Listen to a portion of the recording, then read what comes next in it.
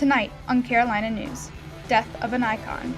The legendary singer Prince was found dead at his home in Minnesota today. We've got the latest details coming up. Ride Home. A Columbia Transportation Service will soon be giving a lift to recently released inmates. Find out what everyday bus riders had to say about the plan. And keeping it short, how South Carolina lawmakers are looking to be more productive in less time. Carolina News starts right now. Mr. President, Live from the capital city, Carolina News brings you your news first. With breaking news and in-depth reporting. Up-to-the-minute weather. And all your sports news and highlights. It's all here, now, on Carolina News. Hello and welcome to Carolina News. I'm Malik Renkin. Good afternoon. Thanks for joining us. I'm Kristen Whitaker. We're following breaking news this afternoon. Pop superstar Prince has died at the age of 57. The singer's publicist confirmed Prince's death to the Associated Press earlier this afternoon. Prince was found unresponsive in an elevator at his Minnesota estate around 1 o'clock earlier today.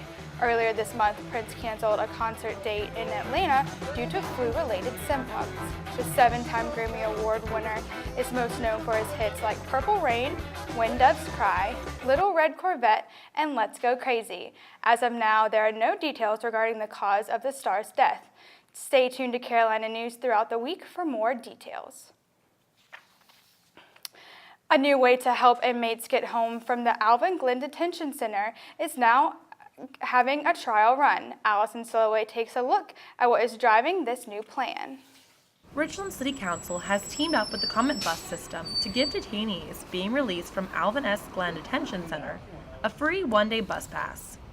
The old system used to drop released detainees downtown, which Executive Director of the Comet, Bob Schneider, says is extremely flawed.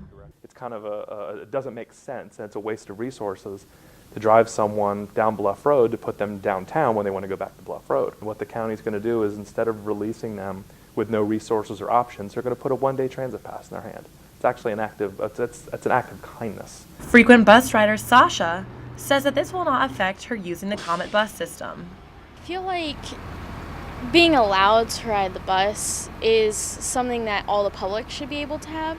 So if they are released from prison, it means that they're part of the public now, so they have that right to be able to ride the bus. The county will purchase day passes in bulk from the Comet, which will cost less than $5,000 for the 4 months. Richland County Committee members will observe the plan and report their findings at the end of the 4 months. Schneider says he sees no reason as to why this new plan would not work. Been in operation there for 4 years, three or 4 years. We've had no issues or incidents. It's really a non-change to a program that has already been in place. At the end of the 4-month trial, the committee members will vote on whether or not to approve the transportation plan. Allison Sloway, Carolina News. If you or someone you know has an opinion on the proposed plan or feedback on the trial run, you can contact the Richland County Response Center at 803-929-6000. The weather has been beautiful lately. Our weather specialist, Alexa Angelis, is outside in the greenhouse gardens. Alexa, can we count on this beautiful weather for the weekend?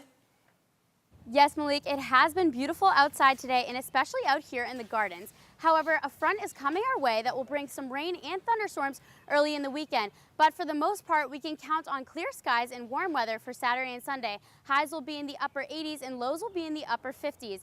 I'll tell you more about that front coming our way and when you can expect the thunderstorms later on. A South Carolina lawmaker is proposing a bill that would make it harder for men to gain access to medicine that treats erectile dysfunction. A subcommittee meeting was held yesterday to discuss the bill, and our Deonica Thomas was there to find out what this bill is really about. Avoid people having to come to the emergency room. This bill really isn't about erectile dysfunction, but it is about gender equity. And it is about my belief that government has no place making the decisions for women or men when it comes to abortion. or erectile dysfunction. At a subcommittee hearing meeting held Wednesday, Representative Mia McLeod spoke about her erectile dysfunction bill, nicknamed the Viagra bill. This legislation will restrict access to medicines to treat erectile dysfunction, with requirements including obtaining a notarized affidavit from the patient where one of the patient's sexual partner affirms that the patient has experienced symptoms, conduct a cardiac stress test and obtain a result indicating that the patient's cardiac health is compatible with sexual activity, and be referred to a licensed sexual therapist for an assessment of the possible causes of the patient's symptoms. The requirements were intentionally ridiculous, because I think that's what the requirements are like for women in the state who are seeking to exercise their reproductive rights. McLeod says her bill is not likely to pass in a male-dominated legislature, but she does have some support from the opposite sex. Representative Justin Bamberg spoke in full support. Right? We as a state need to be very careful when we go about telling people what they can and can't do with their own bodies. And if we're going to do that, we need to do it across the board, and we need to treat men and women equally. And there's nothing, it's not a laughing matter, there's nothing humorous about infringing on anyone's rights to their own body, and that's the underlying thing here. And on the opposing side is House Majority Leader Bruce Bannister. According to the state newspaper, Bannister said the proposal is a waste of time. Whether the bill passes or not, McLeod says it has already served its purpose. It's already done exactly what I wanted it to do, and that is to broaden the discussion, expose the hypocrisy, and ultimately, if I had my way, to get government out of these very important and very private decisions. Deanna Thomas, Carolina News. The next step for the bill is to go before the Democratic-controlled Medical, Military, Public, and Municipal Affairs Committee. The Citadel will now allow cadets with concealed weapon permits to keep their personal guns in their cars. The military colleges released this statement. The Citadel Board of Visitors approved a change to college regulations that is consistent with the South Carolina state law. It allows cadets with concealed weapons permits to store their weapons in their vehicles. Governor Nikki Haley has said she supported the outcome of the gun effort. Sheriffs across the state took a pledge yesterday to combat the issue of domestic violence. All but one signed the pledge, causing Governor Nikki Haley to call out Sheriff Leon Lott for not participating, and now he is firing back. Lott released a statement responding to Haley, saying, "I signed the pledge and I'm actively participated with the governor's domestic violence task force. It's a shame the governor is interjecting politics into public safety when we lead the nation in domestic violence-related deaths and assaults." Haley is asking all sheriffs to adopt the new guidelines by December 31st.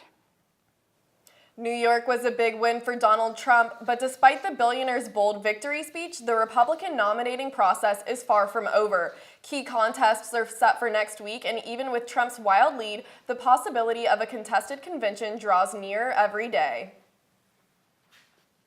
Donald Trump's brief flirtation with a more civil tone came to an end Wednesday following a sweeping victory in the New York primary. In the case of Lion Ted Cruz, Lion Ted, he brings the Bible, holds it high, puts it down, lies. Armed once again with disparaging nicknames, the Republican frontrunner took aim at the Democratic frontrunner. I love running against crooked Hillary. I love that. Despite Trump's bluster, the game is still about delegates and the possibility of a contested convention, something Ted Cruz has been planning for. The Texas senator took aim Wednesday not only at Donald Trump, but also John Kasich. He has lost now, I think it's 31 states. Cruz saying Kasich has no chance of getting the 1,237 delegates needed to win the nomination outright. But here's the thing, it would take a small miracle for Cruz to get there himself. To that end, both campaigns courted GOP insiders Wednesday at the Republican National Committee meeting in Florida, which continues Thursday. This as RNC Chairman Reince Priebus walks a political tightrope, trying to remain above the fray that has become the GOP nominating process. I say John Kasich. You say? Great governor. Ted Cruz.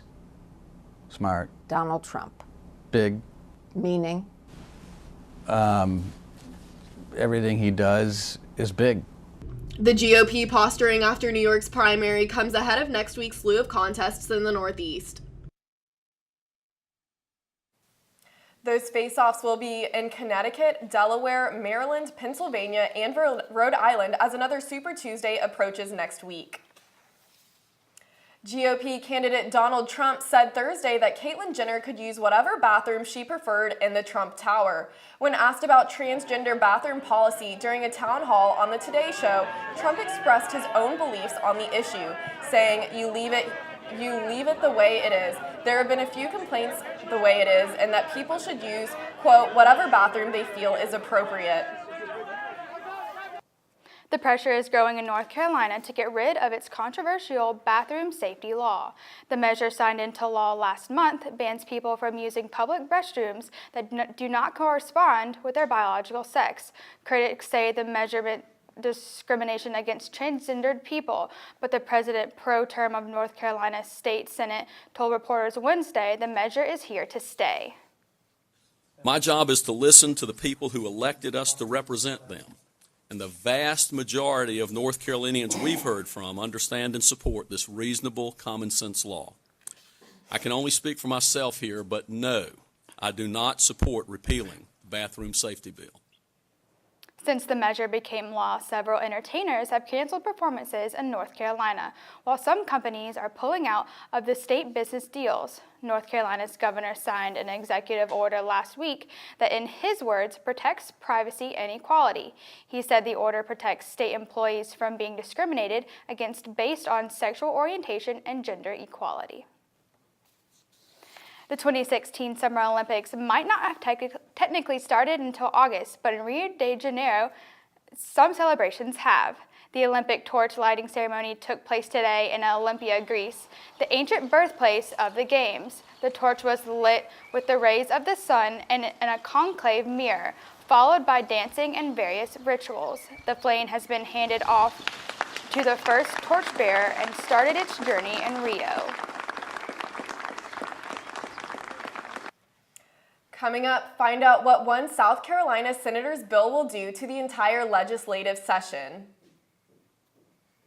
Legislative